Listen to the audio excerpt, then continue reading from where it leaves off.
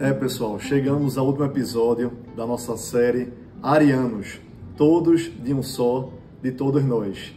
A partir do Ariano Filho, Ariano Zélio Amor, Ariano Pai e Avô, percorremos todas essas facetas encantadoras do nosso mestre Ariano Suassuna. Mexeu muito com a emoção, mexeu muito com os nossos sentimentos e, como o próprio título diz, todos de um só, de todos nós. Como é de todos nós, brasileiros, o quarto episódio, Ariano Brasileiro, trouxemos brasileiros para representar todos nós. Pessoas que conviveram com o Ariano e convivem com sua obra. Tenho certeza que vocês vão adorar. Acompanhem.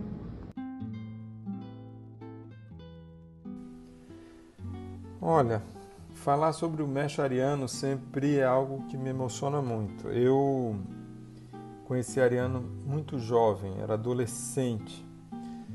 E de forma muito ingênua até, eu fui buscar o grande escritor, dramaturgo, poeta, Ariano Suassuna. Estava interessado em literatura de cordel. Era estudante do Colégio Salesiano, tinha escrito um texto e, para minha surpresa, a receptividade foi absoluta. Ariano, na época, estava muito recluso. Isso era finalzinho dos anos 80.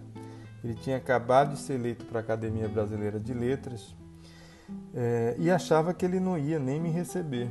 Ele falou, não, apareça lá em casa. E eu não só apareci, como ficamos a tarde inteira. Ele colocou o videocassete na época, da primeira versão do Alto da Compadecida, do final dos anos 60. E depois disso, ficamos amigos.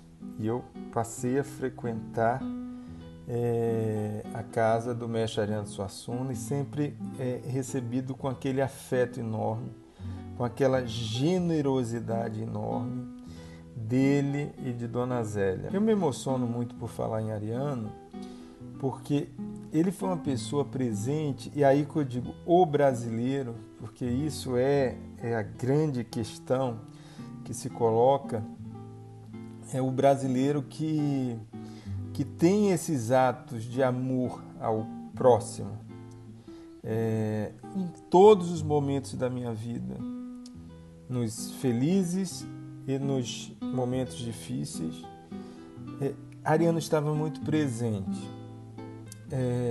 E presente de uma forma inteira, solidário, e essa amizade que nos uniu para a vida toda. Eu digo que todo mundo se apaixona pelo Ariano das comédias, do Alta Compadecida, da Pena e a Lei.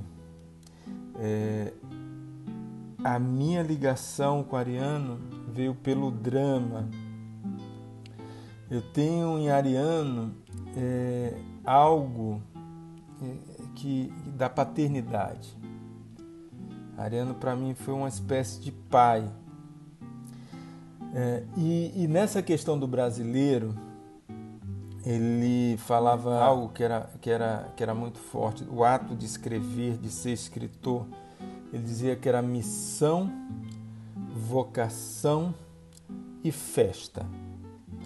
E a missão do escritor você tinha no Ariano Suassuna, em toda a obra dele, na Pera do Reino. Mesmo numa peça como Alto da Compadecida, questões universais, mas questões que são colocadas de um Brasil muito real. Ele sempre falava do Brasil real e do Brasil oficial. E ele, como escritor, e nessa missão dele de escritor, sempre buscou fazer esse reconhecimento do Brasil real. Então, quando ele bota um Jesus negro no Alto da Compadecida, e o estranhamento do João Grilo, ele já tratava toda a questão do preconceito racial. Isso eu estou falando do Brasil dos anos 50. Então veja como Ariano Suassuna estava à frente e muito à frente do seu tempo tratando dessas questões. A questão da fome, né? A questão de uma realidade que ele denunciava até através do riso, mas muitos anos à frente. Então, tudo isso é o mestre Ariano Suassuna. Todo dia 16 de junho eu tenho uma imensa saudade, mas ao mesmo tempo uma memória muito alegre, muito afetiva,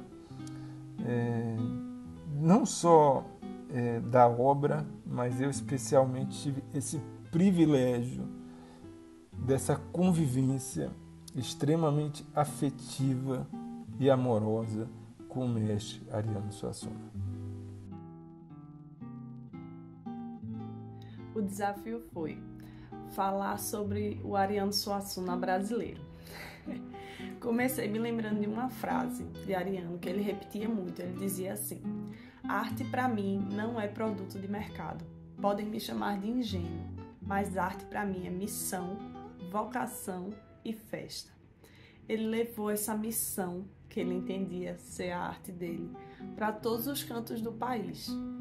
Era muito lindo perceber que Ariano era recebido com a mesma alegria e o mesmo entusiasmo em qualquer canto do país que ele visitou, e foram muitos. Era uma pessoa que não gostava de viajar, não gostava de avião, mas entendendo que era a missão dele falar sobre a cultura brasileira, defender a cultura popular brasileira em todos os cantos do país, ele fez esse esforço. Tinha momentos em que a gente mal via ele em casa, porque estava sempre viajando, levando suas belíssimas aulas de espetáculo para o país inteiro, né? No aniversário dele, que é essa semana, o aniversário de Ariano, a gente se pega pensando no que o que dele permaneceu, o que ele deixou para a gente de legado. Como familiares, a gente tem memórias íntimas de uma presença amorosa em nossas vidas, mas a gente sabe também que ele deixou um legado para todos nós que somos brasileiros. Ele pensou o movimento armorial, o movimento artístico que ele idealizou para ser uma produção de arte erudita baseada nos elementos da nossa cultura popular. E no começo esse movimento pensou muito no folheto de cordel, mas ele nunca pensou esse movimento para ser regional. A ideia era que todos os artistas do país fizessem com as manifestações locais de onde eles viviam o que ele propôs ser feito com o folheto de cordel. Então era sempre uma visão de cultura brasileira, não só de cultura regional, né? Acho que Ariano cumpriu sua missão. Ele se fez presente na memória de todo o povo brasileiro, fez seus personagens serem conhecidos por pessoas que nem leram seus livros, mas que se reconhecem naquelas histórias, não por acaso. Isso ele dizia muito, não é por acaso que o povo brasileiro se identifica com o Alto da Compadecida. É porque as histórias do Alto da Compadecida vêm de histórias populares, que por sua vez já têm origens universais e que conversam com o que a gente tem de humano, de profundamente humano, né? Como esse legado, ele deixou um tesouro para todos nós, brasileiros. O tesouro de uma arte brasileira que enxerga o nosso país com suas dificuldades, com a desigualdade social que prejudica tanto o nosso povo, mas que ousa esperançar, ousa nos fazer realistas esperançosos, como ele foi, e que nos deixa esse presente de convívio com uma obra tão rica, né? Então, viva Ariano, viva o povo brasileiro. Espero que a gente siga cuidando desse legado que ele deixou pra gente. Eu vou encerrar com um trechinho de uma entrevista que está aqui nos Cadernos de Literatura Brasileira. Luiz Fernando Carvalho fez uma pergunta a Ariano, perguntou assim: se para você o mundo é um pasto incendiado, qual seria então a função da arte, e mais especificamente da literatura? Ele respondeu assim: salvar do incêndio e deixar alguma coisa de permanente e belo que escapasse das chamas e das cinzas. Eu acho que Ariano deixou muita coisa de permanente e belo e que a gente possa seguir celebrando essa obra dele.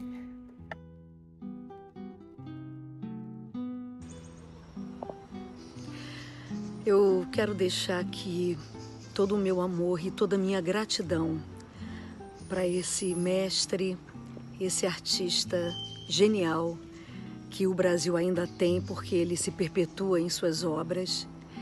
E eu virei diretora teatral por conta de uma peça sua chamada As Conchambranças de Quaderna.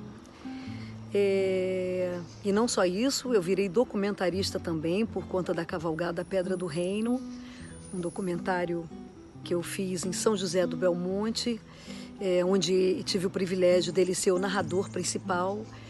Então o Ariano está presente na minha vida e sempre estará. Vou fazer aqui uma pequena homenagem cantando uma música feita pelo Marcelo Alonso Neves e letra de Ariano para sua iluminogravura chamada Lápide, que estava inserida na peça As Conchambranças de Quaderna. Quando eu morrer, não soltem meu cavalo nas pedras do meu pasto incendiado.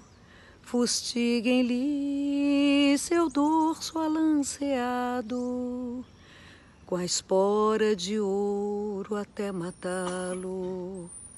Um dos meus filhos deve cavalgá-lo numa sela de couro esverdeado, que arraste pelo chão pedroso e pardo chapas de cobre, sinos e badalos, assim com o raio e o cobre percutido, tropel de casco, sangue do castanho, talvez se finja o som de ouro fundido, que em vão, sangue insensato e vagabundo, tentei forjar no meu cantar estranho a tez da minha fé ao sol do mundo. Viva Ariano Suassuna!